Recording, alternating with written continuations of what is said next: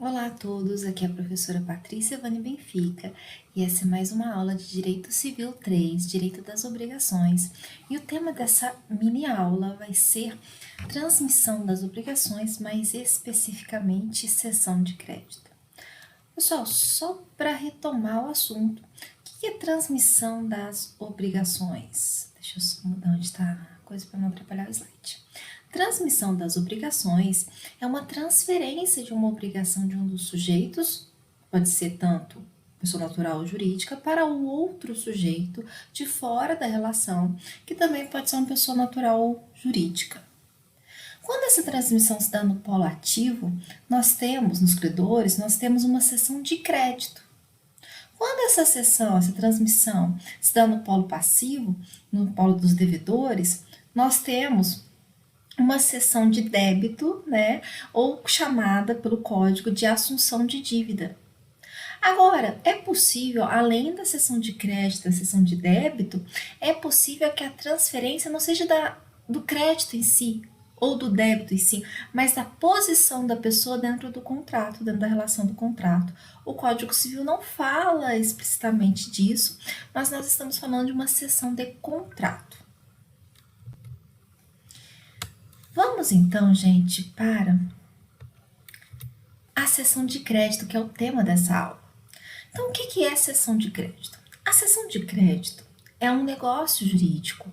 E lembrando, o negócio jurídico é um ato onde a conduta humana e a vontade das partes é relevante, podendo dispor com maior liberdade dos efeitos que aquele negócio jurídico, aquela relação terá, mediante a qual o credor, chamado de cedente, transfere para um terceiro, alheio à relação, chamado de cessionário, os seus direitos de crédito da relação obrigacional originária. Então, eu tenho o cedente, que é o credor originário, que cedeu o crédito, e eu tenho o cessionário, que é a pessoa que recebeu o crédito. Então, vamos supor que eu fiz um empréstimo, e eu tenho direito a receber R$1.000. Neste caso, eu sou credora do valor de R$1.000 do Zezinho. Eu, Pati, sou credora do valor de R$1.000 do Zezinho. Só que por algum motivo eu quero transferir para um terceiro essa dívida. Vamos supor que eu estou precisando de dinheiro rápido. Só que o meu crédito de R$1.000 só vai vencer em julho. Só que eu estou precisando do dinheiro de forma urgente. Então eu viro para a Maria e falo assim: Maria, me dá R$900 que eu te passo o meu crédito e você passa a ser credora do Zezinho em R$1.000. Eu não estou passando a minha posição no contrato. Se eu tinha direito a esses R$1.000 porque eu vou fazer, por exemplo, um parecer jurídico para o Zezinho, nesse caso, a minha posição dentro da relação obrigacional continua a mesma coisa.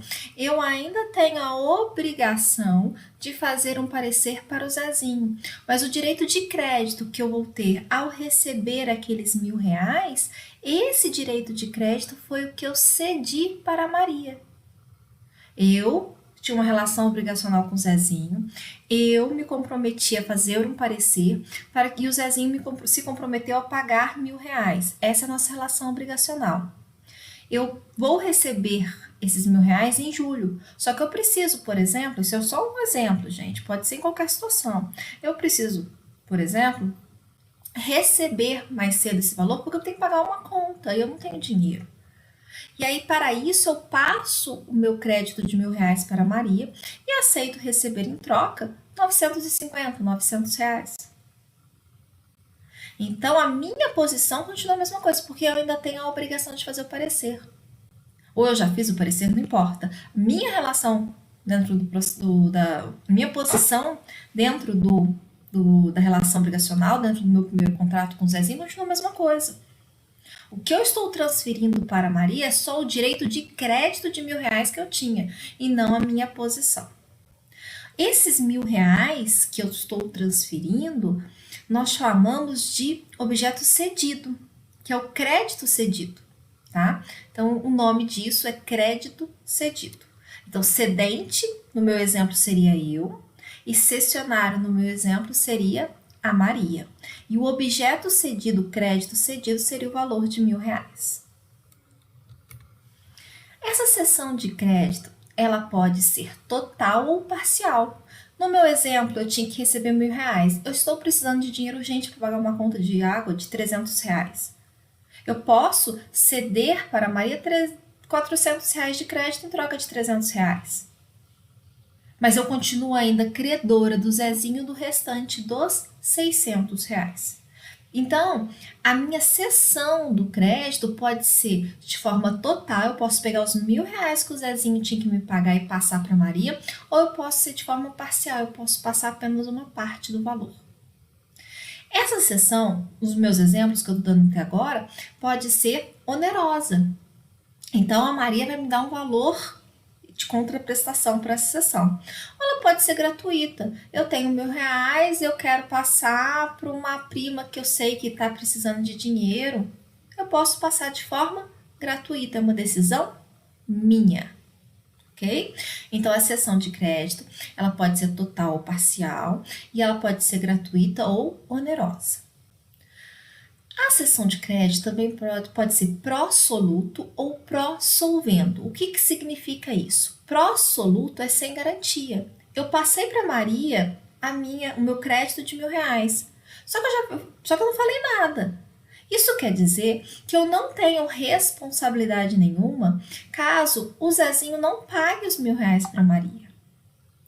Ou ela pode ser pró-solvendo, e nesse caso eu garanto o pagamento. Eu digo, Maria, estou passando R$ 1.000 da dívida do Zezinho, R$ 1.000 do crédito que eu tenho com o Zezinho. Só que se o Zezinho não te pagar, eu te pago. Só que para existir a cessão de crédito pró-solvendo, essa cláusula, essa garantia, ela tem que vir expressa no meu negócio jurídico. Porque eu vou explicar daqui a pouco que a cessão de crédito ela só tem validade se ela for feita através de um instrumento público ou um instrumento particular. Então, tem que estar constando neste instrumento a minha garantia de forma expressa. A origem. A cessão de crédito pode nascer da vontade das partes, como foi agora, como foi o meu exemplo da Maria e meu, que eu quis passar os R$ 1.000 para Maria. Ela pode ser judicial, por exemplo, num processo de inventário, onde o juiz determina que o crédito do morto do decujus passe para o herdeiro. Ou ela pode ser legal, conforme artigo 287, olha. Salvo disposição em contrário, na cessão de um crédito abrange todos os seus acessórios. Então, se eu cedo, por exemplo, a cessão de crédito não precisa ser, gente, dinheiro, eu só estou usando isso como exemplo. Mas se eu cedo, por exemplo, a utilização de um imóvel, presume-se que todos os móveis que estão dentro do imóvel também estão cedidos. Presume-se, se tiver cláusula contrária, não vai ter essa presunção. Quanto aos créditos que não podem ser cedidos, nós temos que haverá uma não possibilidade de cessão de crédito quando houver vontade das partes. Então, pode ser que as partes definam logo na primeira relação obrigacional que não haverá possibilidade de haver cessão de crédito. Olha, eu tenho esse valor que você tem que te passar, mas você não vai poder passar esse valor para ninguém, você não vai poder ceder esse valor para ninguém. Se as partes assim acordarem, vira uma inacessibilidade voluntária. É assim que a doutrina chama, quando há impossibilidade de cessão de crédito por vontade das partes. Inacessibilidade voluntária. Também haverá cessão de crédito quando for por lei ou por natureza. Por lei, a lei diz que não pode haver cessão do crédito. A lei traz uma proibição. A lei fala, por exemplo, que não pode ter cessão de aposentadoria, que não pode ter cessão de pensão, que não pode ter cessão de pensão alimentícia. são com os exemplos em que a lei proíbe a cessão de crédito. Então, por exemplo, se eu vou comprar um objeto e eu tenho uma pensão alimentícia, por exemplo, do meu pai, eu não posso chegar na loja e falar assim, olha, me vende notebook, e aí, mês que vem, quando meu pai for pagar minha pensão alimentícia, ele vem aqui e te paga, você vai ficar com a pensão. Não pode, porque a lei proíbe. Há também situações em que para a própria natureza não é possível ceder. Porque eu não falei para vocês, cessão de crédito não quer dizer que é cessão de dinheiro. A cessão de crédito é qualquer crédito que haja na relação obrigacional. Olha, uma relação de casamento, um casamento, você tem deveres e tem direitos. Então, você tem direito à fidelidade, você tem direito à assistência, você tem o dever de carinho dentro da relação. Então, meu marido, ele tem esse dever de carinho para comigo, eu tenho direito a esse dever de carinho, dever de assistência. Eu não posso pegar e falar assim, olha, meu amor querido, eu estou cedendo o meu crédito de dever de carinho agora para Jennifer. Eu não posso, né? Por quê? Porque pela natureza da ideia de que o casamento é monogâmico, eu não posso ceder o meu direito de assistência em relação ao meu marido. Bem que alguns maridos gostariam, né, que pudesse, mas não pode. Bem, continuando. O artigo 286 fala, então, da cessão de crédito, onde começa no Código Civil, as transmissões das obrigações, a cessão de crédito começa no 286. E fala assim, o credor pode ceder o seu crédito se a isso não se opuser a natureza da obrigação, a lei ou a convenção com o devedor. Então, natureza, lei ou vontade. A cláusula proibitiva da cessão não poderá ser oposta ao cessionário de boa-fé, se não constar do instrumento da obrigação. Então, se eu faço um contrato e lá eu coloco que aquela dívida não pode ser cedida, o crédito não pode ser cedido, então eu estou de boa-fé. Agora, se eu não coloco no meu instrumento de obrigação, porque eu ainda estou de boa-fé, não coloco no meu instrumento de obrigação, porque eu esqueci. Porque esquecemos de colocar, porque foi mal feito a relação obrigacional. Pode acontecer, gente. Por isso que é sempre bom ter um advogado para fazer os contratos. É uma área importante do direito. Então, se por acaso meu contrato está mal feito e não coloco que vai ter essa impossibilidade de cessão do crédito, mas nós averbamos verbalmente, aquele que recebeu o crédito de boa-fé, quando pegou o contrato e viu que não tinha cláusula nenhuma de impossibilidade de cessão, ele vai ser resguardado.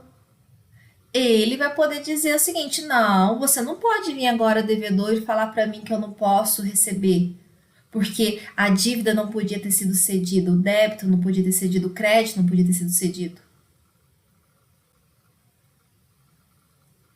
Porque você não pode falar isso, devedor, que o credor não poderia ter cedido o crédito para mim, porque no seu instrumento não constava isso.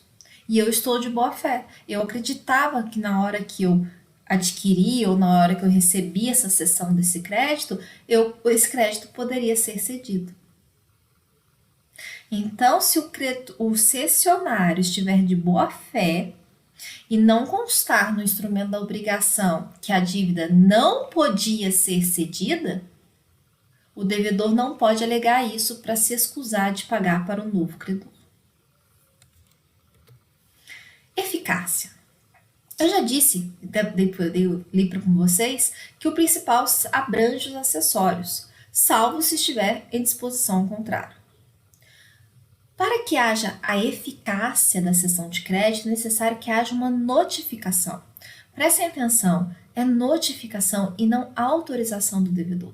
Então, o credor cedente ou o credor cessionário, porque os dois vão ser credores, né? Um é o credor originário e a próxima pessoa, aquela que recebeu o crédito, vai ser o cessionário, o credor cessionário, eles têm que notificar o devedor.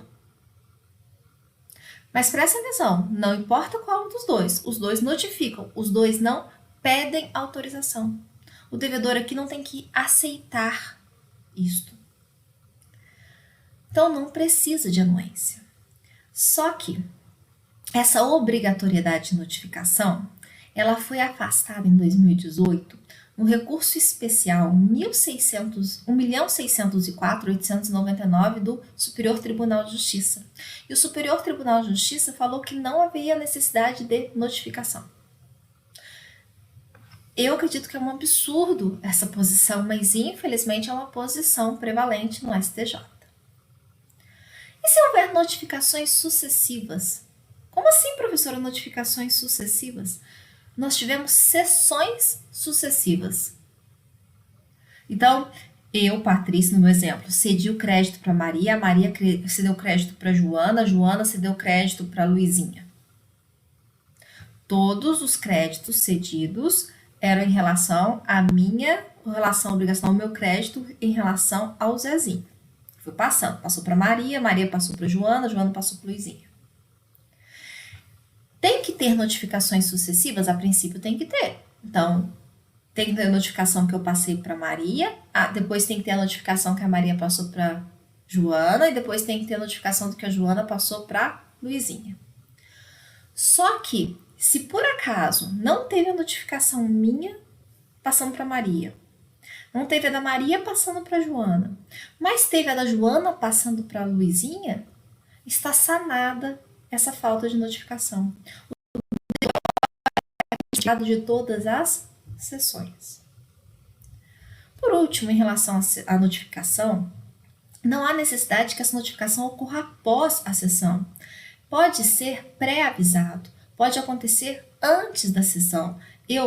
Patrícia, posso ligar para o Zezinho e falar assim, olha, Zezinho, sabe o meu crédito de R$1.000? Eu vou realizar um instrumento e vou fazer um negócio jurídico com a Maria e vou passar o seu crédito para ela, vou ceder o meu crédito para ela. Então, nesse caso, eu ainda não fiz a sessão, mas eu posso pré-avisar. Perante o devedor, qual é a eficácia dessa sessão? Porque ele não pode negar-se, mas ele poderá opor uma exceção pessoal de compensação. Está lá no 368 do Código Civil.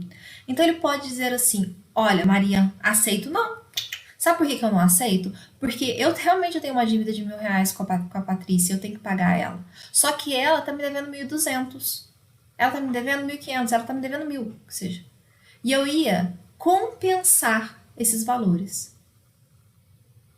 Nós vamos ver o que é compensação daqui a pouco, tá? Nos próximos vídeos que eu vou colocar. E aí, qual é esse prazo para que o Zezinho fale para Maria? Aceito não. Sabe por que eu não aceito? Não é porque eu não preciso aceitar, mas é porque eu vou opor uma exceção pessoal. Sabe qual é o prazo para isso? É o prazo genérico do 218, parágrafo 3º do CPC, que é 5 dias. Agora, a eficácia perante terceiros, ela só é válida se por acaso houver a lisura, houver a feitura da cessão de crédito através da forma necessária, que é através de instrumento público ou instrumento particular. O instrumento particular tem que constar alguns itens obrigatórios. E quais são? O lugar em que foi celebrada a sessão, a qualificação do cedente e do cessionário, a data e o objetivo do ato. E isso vocês vão chegar em uma conjunção de 2 artigos, o 288 com 654, parágrafo 1º. Agora, pessoal, lembra que eu falei que existe cessão de crédito pró-soluto e pró-solvendo? Então, na cessão de crédito pró-solvendo, que é aquela em que eu garanto que vou pagar, então vamos voltar ao exemplo. Eu cedi o meu crédito para Maria, meu crédito em relação ao Zezinho para Maria, pelo valor de R$800. Então, o meu crédito era 1.000 e eu passei para ela por 800. O meu crédito era 1.000 e a Maria me deu, para ser a nova credora de R$1.000, ela me deu 800. Nesse caso, como eu garanti para ela que se o Zezinho não pagasse, quando chegou em julho e venceu a dívida, e a Maria foi cobrar do Zezinho que ele ali pagasse os R$ 1.000, e o Zezinho não pagou, e o Zezinho falou que não tinha condições de pagar, e a Maria não conseguiu cobrar do Zezinho, rever o valor do débito, do crédito, o que acontece? Ela vai atrás de mim. Ela vai voltar ao credor original, ascendente, e vai falar assim: Patrícia, eu não recebi, você garantiu o pagamento, então você tem que me pagar. Tudo bem, eu vou ter que pagar. Só que eu vou ter que pagar apenas aquilo que eu recebi pela cessão, com juros, tá? E ressarcimento das despesas. Então, se eu paguei R$ 800 para Maria, agora a Maria não pode vir aqui e falar assim: paga 1.000. Agora a Maria vai poder chegar em mim e falar assim: olha, você vai ter que me pagar aquilo pelo menos que você recebeu, R$ 800, com juros e o ressarcimento das despesas que eu tive para cobrar o Zezinho. Vamos supor que ela teve R$ 60 de gasto. Foi R$ 20 de juros, R$ 60 de gasto, de despesa para cobrança e 800. Então, na verdade, eu só tenho que pagar 880 e não os R$ 1.000, que é o valor da dívida originária, do crédito originário. O cedente responsável ao cessionário pela solvência do devedor não responde mais do que daquele recebeu, com os respectivos juros, mas tem de ressarcir-lhe as despesas da cessão e as que o cessionário houver feito com a cobrança. No caso de cessão de crédito pró-soluto e pró-solvendo, então aqui é com garantia e sem garantia, existe uma garantia, não de pagamento da dívida, mas existe uma garantia que existe. E é o que está no 295, que é a garantia de que o crédito existe. Então, nós temos a garantia de que aquele valor que os R$ 1.000 que o Zezinho tem que pagar para a Patrícia, para a Paty, que tem que me pagar, que ele existe. E o 295 vai trazer essa ideia de que se eu passei para Maria por liberalidade, se eu passei para Maria porque eu achava que a Maria precisava de dinheiro e eu tô tranquila, a Maria é uma prima distante que está precisando de dinheiro nessa época de Covid, se eu passei esse valor de forma gratuita, eu só respondo se eu agir de má fé, se eu sabia que esse crédito era falso, se eu sabia que esse crédito era mentira, se, por exemplo, nosso contrato, eu e o Zezinho já tivesse sido desfeito porque eu não cumpri minha parte, não fiz meu parecer. Então, se eu agir com má fé, eu respondo por isso. Agora, se eu não agir de má fé, se eu acreditava que meu crédito ainda existia e eu não sabia que meu crédito não existia, se eu estava de boa fé, eu não respondo em nada para Maria. Agora, é diferente do meu exemplo, é diferente quando eu cedo o meu crédito, faço a cessão de crédito de forma onerosa. Aqui eu fico responsável tanto pela boa-fé ou pela má-fé, pois eu tenho a obrigação, eu cedente, eu Patrícia, tenho a obrigação de checar a origem do crédito no tempo da cessão. Olha o 295. Na cessão por título oneroso, o cedente, ainda que não se responsabilize, fica responsável ao cessionário pela existência do crédito ao tempo que lhe cedeu. A mesma responsabilidade lhe cabe nas cessões por título gratuito se tiver procedido de má-fé. É isso que eu expliquei agora. Pessoal, terminamos então, né? Deixa eu pôr aqui no meio para ficar melhorzinho. Terminamos então a sessão de crédito. Eu coloquei para vocês um esqueminha, tá? Vou colocar um esqueminha junto, bem dos meus jeitos, né? Bem várias canetinhas para poder ver. Só gostaria de fazer mais algumas observações, tá? Em relação ao crédito penhorado. E se esse crédito está penhorado?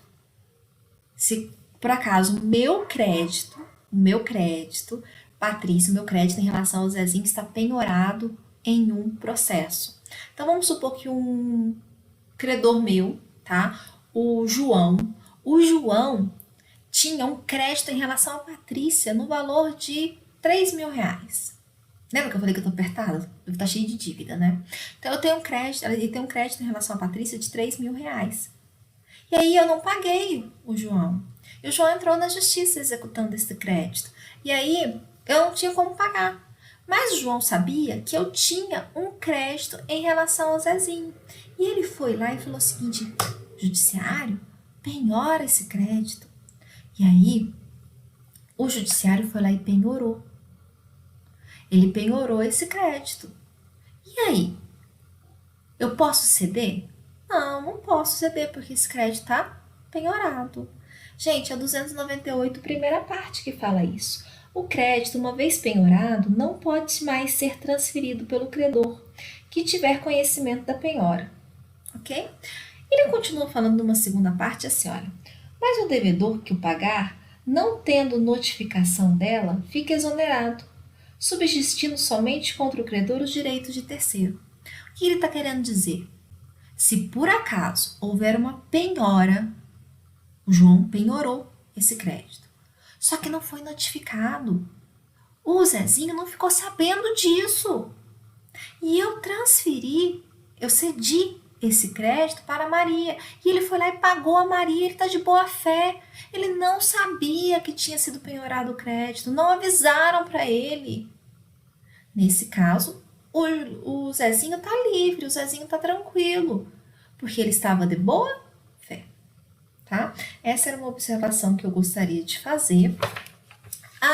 Mais uma observação que eu acho importante, gente, em relação às várias sessões. Lembra que eu disse várias sessões? Só que eu disse várias sessões sucessivas. Um mesmo crédito sendo cedido para várias pessoas, só que sempre uma vez por cada vez. Então, eu cedi para Maria, a Maria cedeu para a Joana cedeu para Luizinha. Agora, imagina que eu, Patrícia, cedi para Maria, cedi para Joana, eu estou cedendo para Maria, eu estou cedendo para a Joana, eu estou cedendo para a Luizinha. Então, houve várias sessões do mesmo crédito. O artigo que vai resolver este imbróglio, né, este problema, é o 291, que fala o seguinte: ocorrendo várias sessões do mesmo crédito, prevalece a que se completar com a tradição do título do crédito cedido. Então, o meu crédito, por exemplo, era uma nota promissória. Então, eu tinha uma nota promissória do Zezinho, no valor de R$1.000. Eu transferi para Maria, eu transferi para Joana e eu transferi para Luizinha. Mas só para Maria eu entreguei a nota promissória. Então, é a Maria que vai ter direito a esse crédito cedido, tá? É isso que dispõe o 291 do Código Civil. Bem, um abraço a todos, beijos para vocês. Nos vemos, então, no próximo vídeo. Tchau, tchau!